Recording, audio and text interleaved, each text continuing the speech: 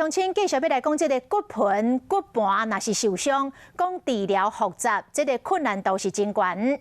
中国医药大学北港的附设病院邀请到全国各地专科医师互相交流讨论，他来帮助医师提升到治疗的技术。骨盘伫人体内底是真重要，用来保护神经和血筋的部位。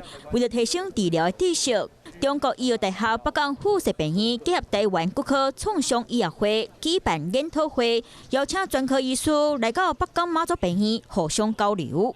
那最重要就是说，我们希望对这个骨盆治疗的一个新的知识，能够有更好的一个医疗照护。北港妈祖病院这几年小煞完成真侪困难案例，希望透过这摆研讨会，会当提升医师的医术。我们结合了骨科、心脏外科、外伤科，还有泌尿科这几科的医院的医师做共同的讨论。云林海线医疗资源较少，病院提升医术，就是希望县内民众会当有更加好的医疗照顾。Hello， 大家好，我是乃瑜，要教给大家2个任务。第一个，华视新闻的脸书专页，你按赞了吗？